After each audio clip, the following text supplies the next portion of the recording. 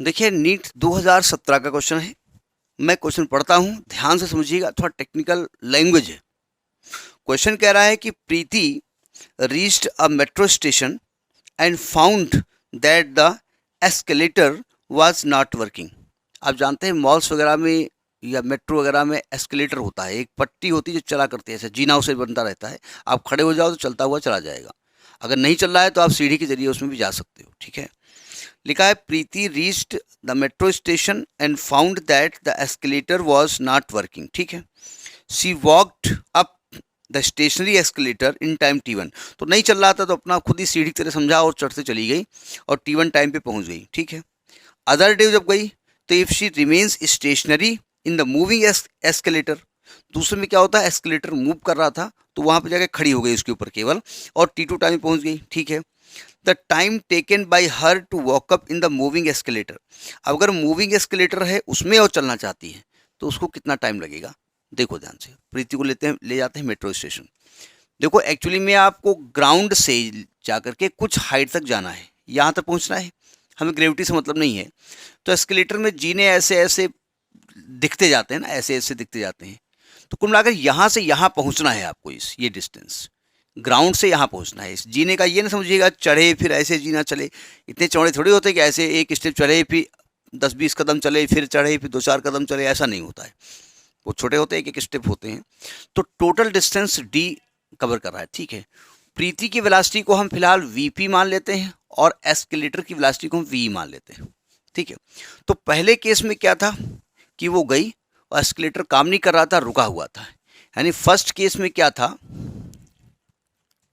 कि जो प्रीति की वेलोसिटी वो वीपी थी, वेलोसिटी ऑफ एस्केलेटर थी नहीं, यानी वो अपनी ही वेलोसिटी से ऊपर चढ़ रही थी और उसको चढ़ने में जो टाइम लगा था वो T1 लगा था।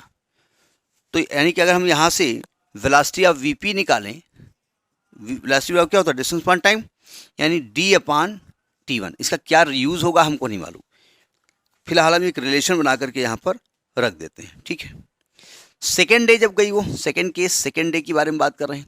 सेकेंड डे में क्या हो रहा था कि वो चली नहीं, एस्केलेटर चल रहा था और वो खड़ी हो गई उसके ऊपर। यानी इसमें प्रीति की वेलोसिटी वहाँ पर 0 थी, एस्केलेटर की वेलोसिटी v थी। ठीक है, v थी, और उसको जो टाइम लगा वो T2 लगा और डिस्टेंस वही उसको कवर करना था d। तो यहाँ पर वेलोसिटी बराबर क्या हो जाएगा, डिस्टेंस पान टाइम T2 हो जाएगा। थर्ड केस में क्या हो रहा था, अब यहाँ पर लफड़ा है। थर्ड केस में प्रीति चल भी रही थी और एस्केलेटर भी चल रहा था। सावधान, अगर आप एस्केलेटर पे खड़े हो जाइए, एस्केलेटर 10 की रफ्तार चल रहा है तो आप 10 की रफ्तार से ऊपर जा रहे हैं। अगर एस्केलेटर रुका हुआ है, आप 2 की रफ्तार से ऊपर चढ़िए तो 2 की रफ्तार से ऊपर जाएंगे। एस्केलेटर 10 की रफ्तार से चल रहा है और आप 2 की रफ्तार से चल रहे हैं तो आप कितनी जल्दी पहुंचेंगे, देर से पहुंचेंगे। एस्केलेटर भी चल रहा है 10 की रफ्तार से, आप भी उसके ऊपर 2 की रफ्तार चलते जा रहे हैं, तो जल्दी पहुंचेंगे या देर से पहुंचेंगे, जल्दी पहुंचेंगे ना। यानी कि प्रीति की वेलोसिटी अब क्या हो गई, बढ़ गई। ठीक है, यानी इस केस में जो प्रीति की वेलोसिटी है v3, वो प्रीति की वेलोसिटी भी है प्लस एस्केलेटर की वेलोसिटी भी है ना। यही कॉन्सेप्ट यहाँ पकड़ने वाला है, और उसको डिस्टेंस उतनी कवर करनी पड़ रही है और टाइम हमने T3 निकाल लिया, यही टाइम निकालना है। तो आप जानते हैं वेलोसिटी जो उसकी होगी, वेलोसिटी बराबर क्या हो जाएगा, डिस्टेंस अपॉन टाइम T3। तो इसी T3 की वैल्यू हमको निकालनी है, निकाल लीजिए।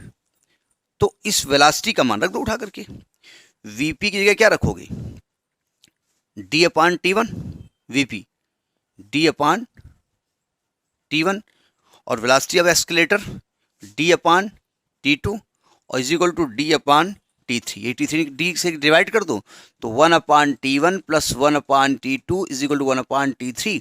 एल्सियम ले लो तो आएगा T1 plus T2 upon T1, T2 बराबर 1 अपॉन T3।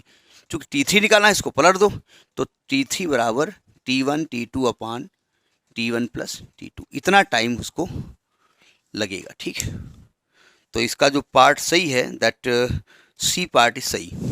तो this question was in NEET 2017। Okay, next in next video. Thank you.